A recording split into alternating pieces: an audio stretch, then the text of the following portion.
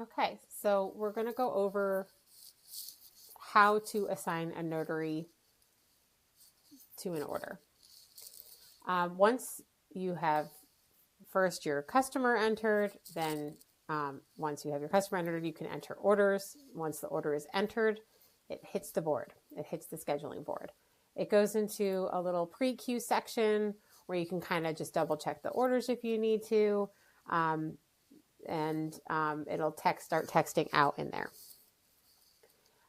In normal circumstances, text would be on and auto text here would start piling up. You'd start seeing the number rise here.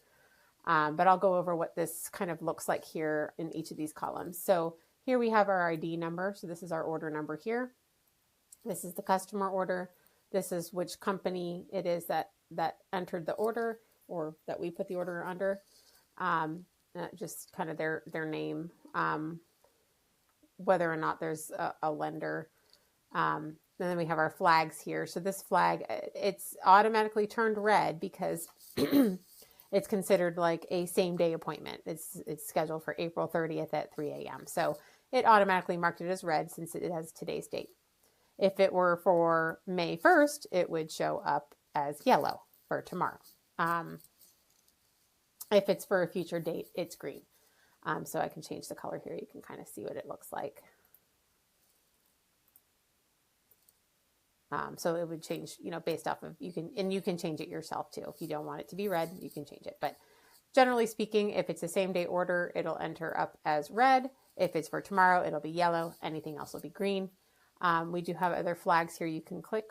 This is white glove and this is search. So this is the search spyglass. It'll show up like a little spyglass. And that means you might want to look closer into the notes. It might just need more focus into some of the notes that need to be addressed. The team ID, that's whatever customer, if you had different teams that worked on different customers, it would show which one is there.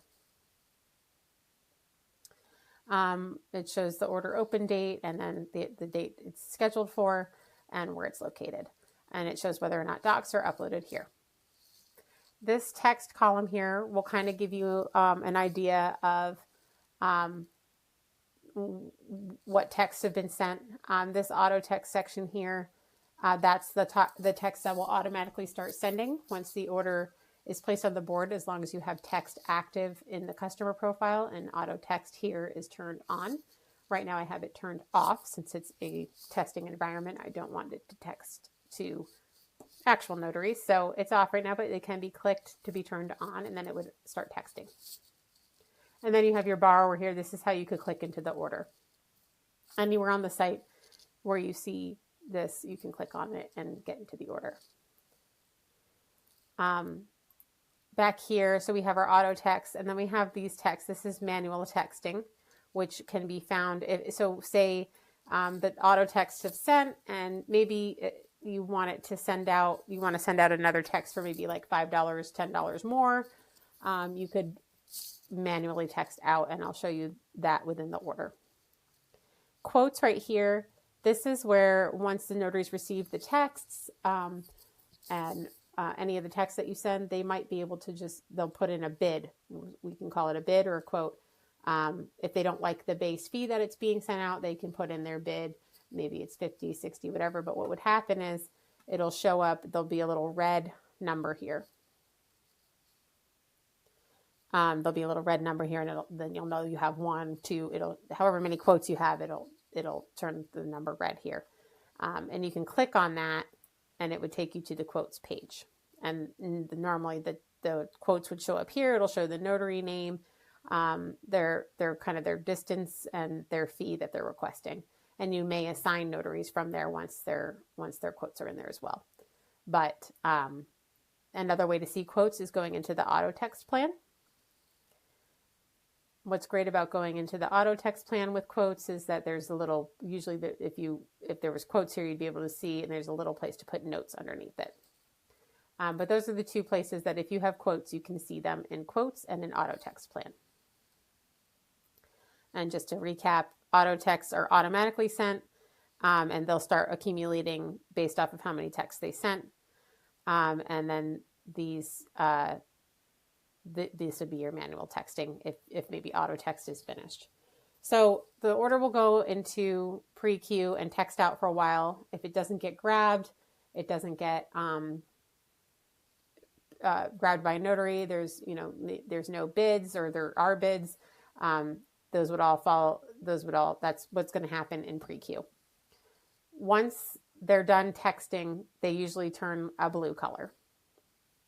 And once they're done texting, you can schedule however you want. You can start calling on it while it's still texting. You can send some manual texts out.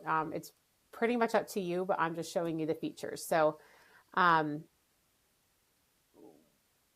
you can call on the quotes. Like I said, you could, in the quotes and in the auto text plan, you can assign the notaries based off of those quotes there, and you can grab those directly there.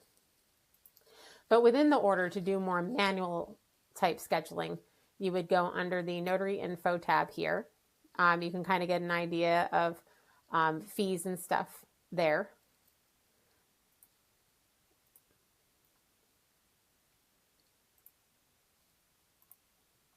And I'm just going into one that doesn't have a notary signed. Okay, so here we go. So we'll go back into our order here. Go into notary info.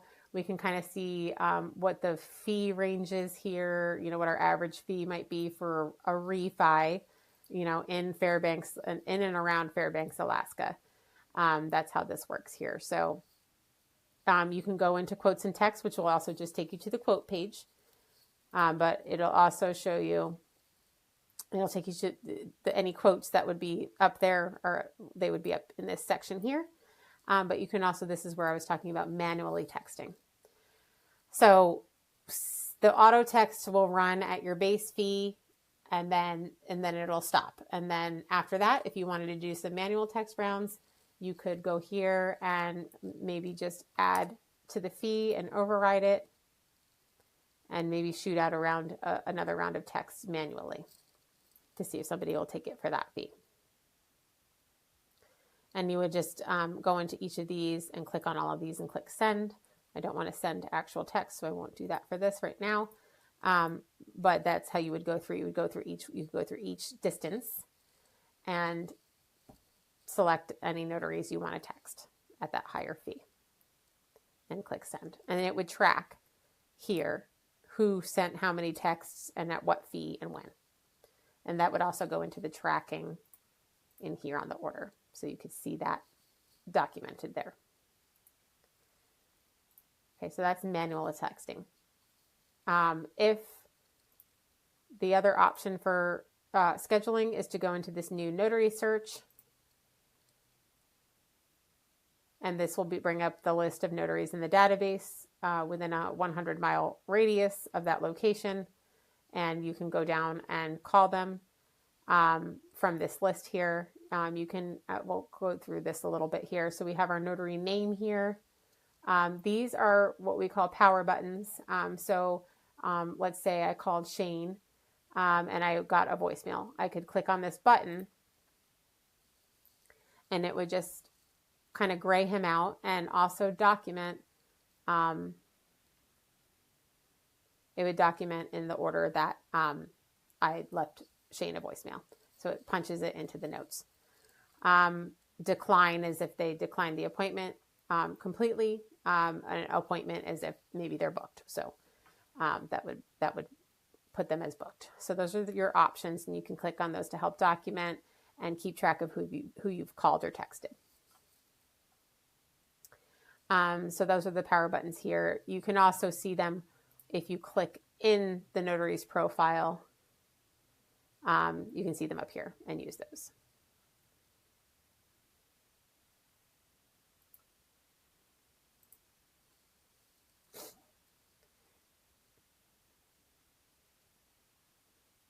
Here's their phone number.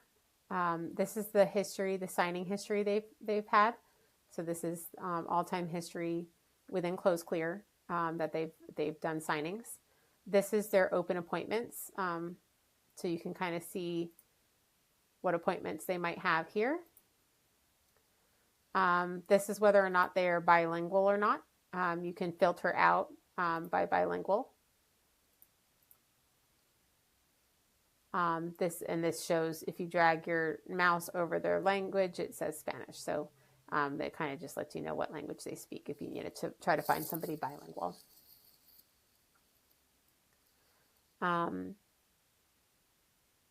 This errors column will tell you if they have any kind of error percentage. The error percentage is based off of, whether they have how many signings they have errors on in comparison to how many signings they have total. So that's what that percentage would equal. Where they're located, just their, maybe their fee that they say they would like to charge, and the distance from the signing. These buttons up here will show you if you needed to just, while you're in this search page, kind of see what the average fees were. It'll give you a little pop up here, so you don't have to go all the way back to the order. And you can also place an order note. So say I called somebody and I need to place an order. So here's my voicemail to Shane. I could say, Shane will do for $150 or something. You can quickly add notes to document who you've called and what your options are. So, when you get to the point where you've found the notary you want to book, this is how you will book a notary. So you'll go into you'll click on their profile, whether it's in here or from the quotes page, and there's usually a little button next to their quote that says assign. You'll see that once you have some quotes on any of your orders, it'll bring you up to this page regardless. So there's some other options in here. You could click on similar, and you could click on note to also bring you back to the notes here. So say you click on their profile and you need to just add a quick note about them on the order, about their option or anything. That's what that note will do. And then similar will also bring up if there's any similar locations that might pop up for this notary that you could try to book to at the same time. But otherwise, that's those power, and you also have those power buttons when you click on their profile. And so here you'll do your assigning. So whatever fee you agree upon, you would click that in here, and then you would click submit. And your notary is assigned. Right now, order confirmation got emailed to the customer and the notary. And that is how you schedule an order.